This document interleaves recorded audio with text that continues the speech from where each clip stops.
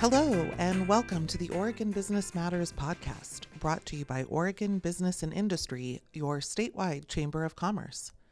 At Oregon Business Matters, we focus on insights, issues, and initiatives that impact Oregonians' shared prosperity and the state's economic health.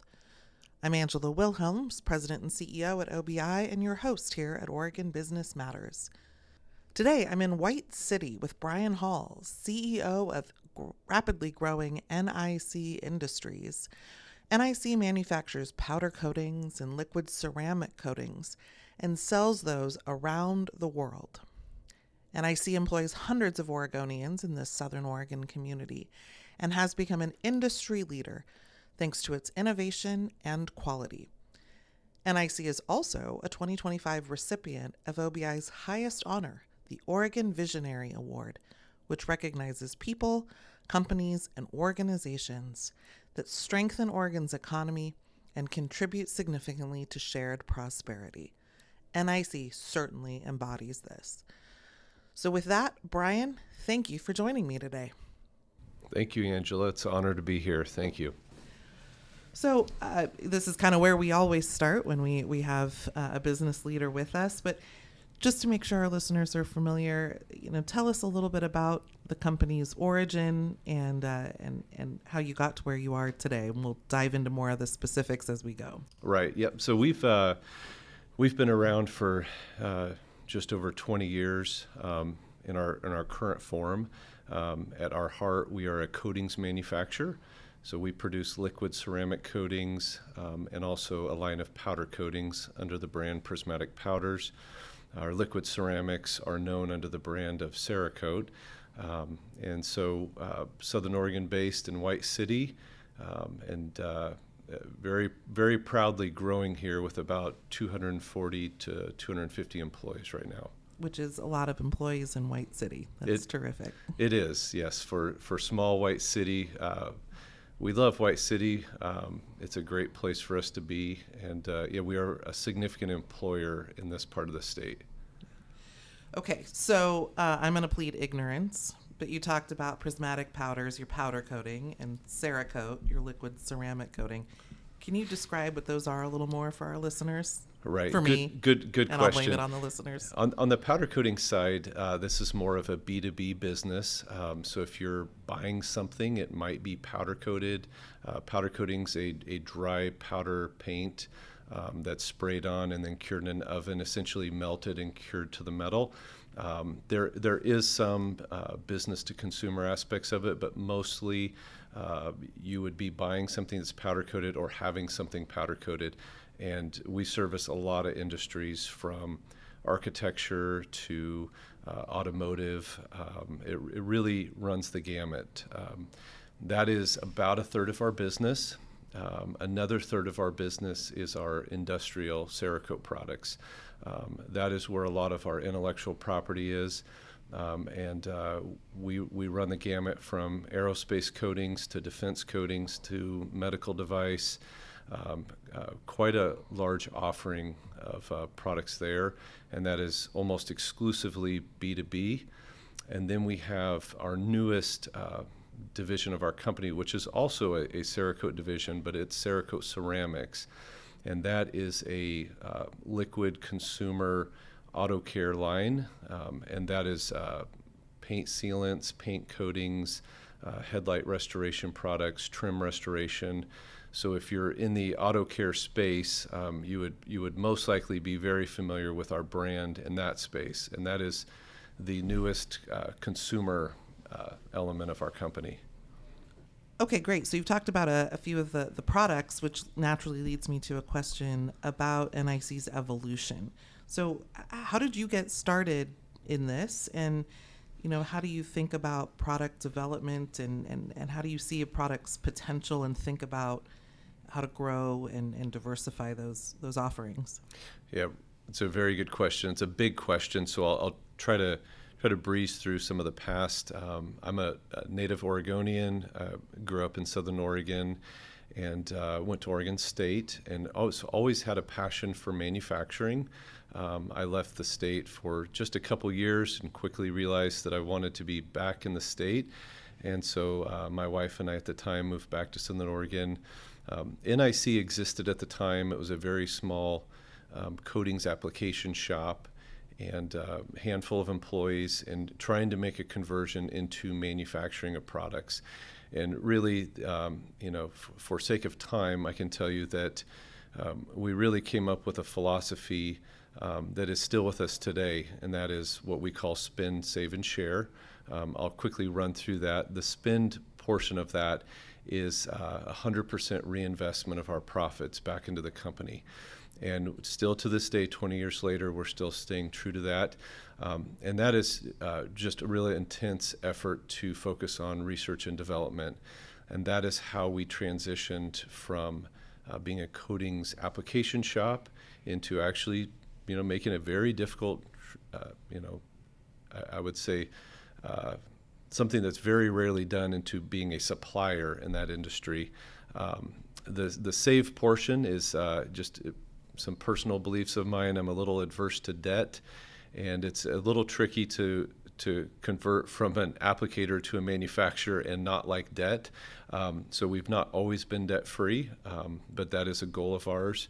And then the last element of that is the share aspect, and that's really, I would say, the biggest asset of our company is the culture and the people. And the share aspect is a performance incentive program where we share a portion of our profits with our staff. We've been doing it for nearly the entire 20 years. It's a big part of our culture that if you work here and we do well, we all do well.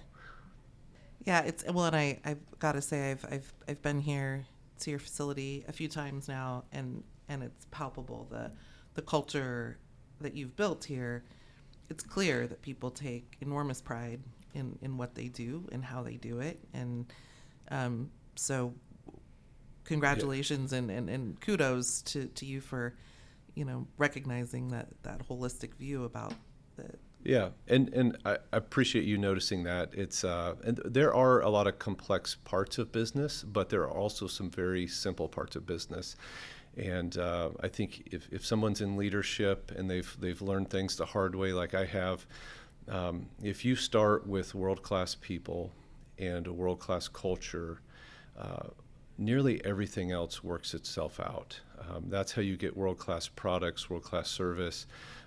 And I know there are some businesses that say one thing. I believe that we're not perfect, but I believe that we truly live that out in saying our largest asset is our people and our culture. And if you have those two things, you can do a lot. And I think we're proof of that, starting from literally dust and turning into one of the largest paint manufacturers in the country right now. Yeah, and you talked about being world class, and you can't grow the way you're growing and have the reputation you do, not just nationally but globally, without truly being world class. So I think that's a testament to the quality of what you're doing, and again, that philosophy that you've infused into the company seems to be working. It's a very simple philosophy, and I don't want to oversimplify other aspects of Sure. the business, but that philosophy is simple. There's no need to overcomplicate how we do things. It's a lot of our values are centered around investing in people and investing in the culture. And when you do that, it's amazing how everything else generally works out because of the people and how you problem solve, how you communicate, how you overcome adversity. That you're completely relying on your people to do that. Yeah. So you talked a little bit about how you have a product that people might buy at the retail store and use at home themselves, and then you have more of the B2B products. And again, I'm going to make a leap here because I am not well versed in the details of this, but I've got to think that the product, when you're talking about the B2B and industrial solutions, the product is one thing. The application is equally, or if not more important, making sure that the folks who are using your product are using it right and applying it well. So you have a certified applicator process, and And can you just talk a little bit about how you think about quality control, not just in the development of the product itself, but in how it's actually applied and used, because that ties back to your reputation as well. Right. Some of the customers that we're most proud of are unfortunately some of the customers that we can't talk about because of confidentiality Intriguing. agreements. But a lot of our business is in aerospace, things that your listeners are going to be very familiar with. There's a very good chance that a lot of your listeners also interact with our coatings probably on a daily basis. But in some applications, the brand name of that finish is not known. In fact, I won't say the name of it, but even the microphones we're talking on today is a customer of ours. But unfortunately, we can't share that. So with those applications, we are more in a functional space where the coating is providing a function. And with that, the application is very important. So when you go back in time, and I'll get a little fuzzy on the dates because of my memory, but 15, 16, 17 years ago, really in the genesis of the company, one of the big crazy ideas we had is, we need a certified applicator network.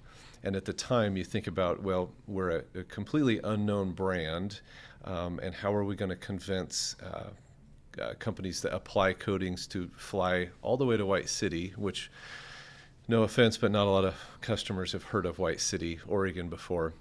Fair. How are we going to convince them to fly out here and do that?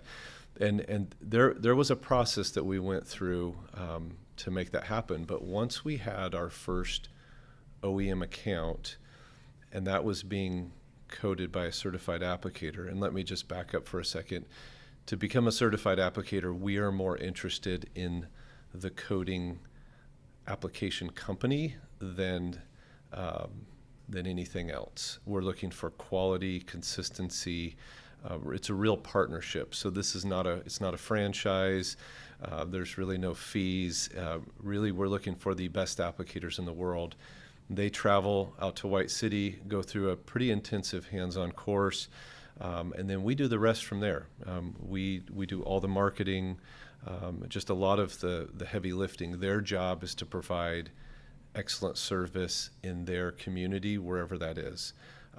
Fast forward to today, White City being somewhat isolated, you can now get the same exact certification course in Michigan, in North Carolina.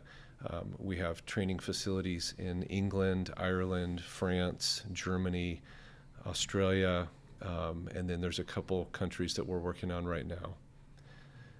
That is fascinating. Again, it's one of those things, like you said, it's in front of us every day. We probably touch it every day. Right. We have no concept really what goes into that. And early on, we decided we need to make the finish an issue. And whether that's our product, and I should back up again and say, with ceramic finishes, these are very thin coatings. They are typically going on things that have threads and seals. So we're generally coating parts that are smaller. So in Oregon, we can talk about some of our customers that we're very proud of. So we would be supplying Benchmade knife, Kershaw knife, Leatherman. There's SIG Optics, Leupold, companies that we're very proud to partner with that are manufacturing really high quality parts in Oregon. Those parts generally have things, again, that seat and seal and need to move. Like when you look at a Leatherman tool, the precision of that tool requires a finish that's very durable, very thin. But also there's an aesthetic quality to it that, Leatherman products are very nice, and they're a premium, and they want the finish to also be a premium. And so you'll typically find us on those kind of consumer parts. Some of those companies will bring the application in-house, and they want to control that, which is a good decision. But some of those companies would also partner with a local certified applicator, which is the case with some of those names I just mentioned. And that's also a good decision. It's based on what their goals are. In both of those cases, the training is extremely important to us to make sure that finish is perfect. One of the things I love about talking to folks like you and others, and I hope our listeners appreciate, is the complexity of these businesses. You know, they're so multifaceted, and there's so many places where you have to infuse your quality control, but yet that's what businesses do every day, is, you know, figure out how to innovate, solve problems, meet customers where they are, and do it in a way that is impactful and efficient. And I just think I'm constantly amazed and impressed, and love the opportunity to learn more about it. And I think this is lost on a segment of the population, and maybe that's not totally the case, but the competition that we face is very good for the end user. And so just to use Leatherman again as an example, a really incredible partner of ours. Leatherman is their goal is to produce the absolute best tool in the world, and they're not going to lower their standard on their finish. And so when they come to us, they're asking for not only the best, but to beat the best. And if the Cerakote product is not that, no one would fault Leatherman for finding something better. And so when we compete against other finishes and processes, we get better. Now, research and development is a huge part of our DNA. That's how our products have gotten so good, and they continue to get better. And Leatherman is never going to wake up on a Monday and say, we're good with where it's at now. And so that's where innovation, research and development, this competition that we have is so healthy for the end user, because really it eliminates waste, it eliminates inefficiencies, and the end user benefits. Yeah, and I hope Oregonians are proud that they have so many companies that are really about that world-class, best-in-class quality products. Right, yeah, so they should be, yes. So I know you don't love to talk about yourself very often, but I am going to ask a question about you. Tell us a little bit about how you came to lead NIC and you know, your story in this. You are correct. I would rather talk about our people than myself, but you've put me on the spot here. You know, I grew up in small town Southern Oregon. I was raised on a farm. I learned a lot from my dad, who was also a small business owner, and really that boiled down to, you know, perseverance, not giving up, problem solving, what I would say, seeing things to fruition, doing what you say you were going to do. Some really simple things that if you actually do those things, you can overcome almost anything. And so that was really ingrained in me as a child, that we just don't give up. We figure it out. We solve the problem. And if you're on a small farm, you have to kind of figure it out.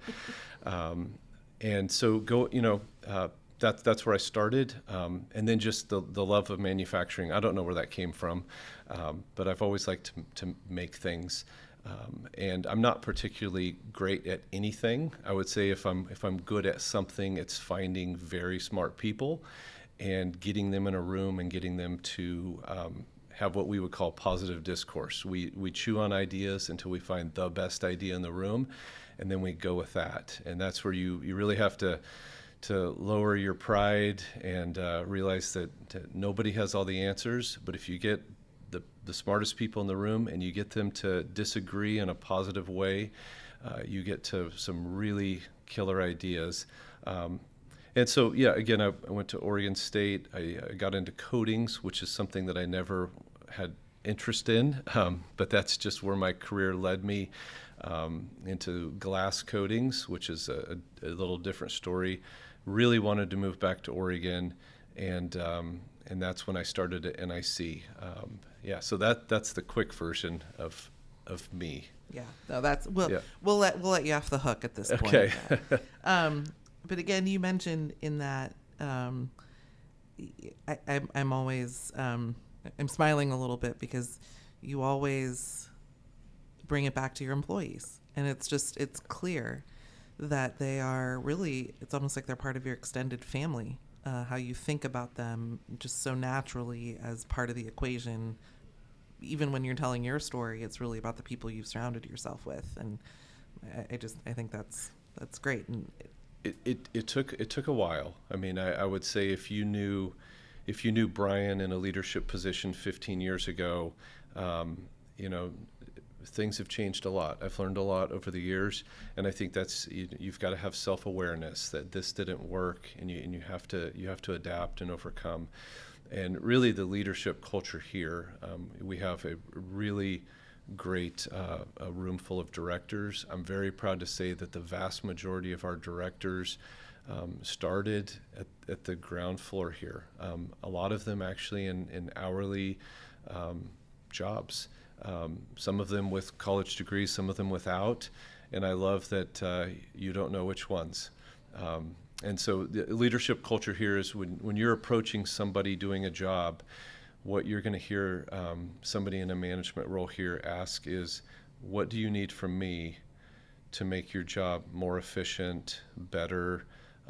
What can I do to help you? And it really flips the script, because once that employee doing that job understands that leadership here is here to find the inefficiencies and help solve problems, that culture really starts to multiply at that point, to where everybody's asking, how can I help you? What do you need from me? And again, we're not perfect, but you've walked through this place, you've seen what we do here, and that doesn't happen overnight. That happens with a culture that's taken years and years to build. And I think people are proud to work here because they believe in our mission and our vision and where we're going. And I'm, after 20 years, every morning I'm excited to come here, even though it's tough. Some of the things we do are difficult, but it's exciting to know that I'm going to walk into a building with people that I don't want to let down. I need to be doing my best every day because these folks have chosen to spend their careers here, and I think they feel the same way. Yeah, that's again tremendous culture. I just want to ask one more question. Where I have to do this. It's kind of the obligatory thing for OBI. We do state policy. You know that. So can you just talk a little bit from your vantage point about, what are some of the best things about being able to do business where you are here in Oregon and in Southern Oregon in particular? And what are some of the challenges you face, things that my team can go to work on and we can work on trying to solve problems for you? Right. It's an excellent question. It's an important question. I'm a very optimistic person, so I'm going to start with the positive things first. Oregon's home. That's first and foremost. I think when you have businesses that are founded in Oregon, I think there's a bit of, this is a beautiful state, it's a great state, and it's worth fighting for. And so first and foremost, this is my home, and this is a lot of our employees' homes. And so we're gonna fight for Oregon. That's first and foremost. Geographically, we have great access to the Asian markets. I-5 running through here, we have great access to the California market. Import-export is really nice. I'm going to give a plug to our airport. The Medford Airport is it's a huge thing for us. We are always about 12 minutes away from our airport. We can get anywhere in the country. I know it's getting bigger and it should get bigger, but that's very important to us. We will ship on a daily basis anywhere from 1,500 to 3,000 packages a day, and those are, for the most part, all leaving out of the airport here in the Rogue Valley. So that's very important. The culture in Southern Oregon is good. When you take care of your employees, I think there's a lot of people that have lived here for a long time, and families, and they're attracted to businesses that they know, hey, if I join as a career, not a job, that this company is here to stay. And so we do enjoy that this is a smaller area, and so we have a good reputation, and because of that, we attract, I would say, the cream of the crop here in Southern Oregon from an employment standpoint. on the challenging side, you know, Oregon is not the easiest state to do business in. There's a lot of regulations that we have to deal with, and I would say doing the right thing is the right thing. So we're a coatings company. We deal with chemicals, manufacturing. So we are, you know, we are doing the right thing, but there's a pretty heavy onus on regulation in the state that we have to mitigate. I believe most business owners are trying their best to do the right thing. There's a lot of facets to running a business. You have to do everything right.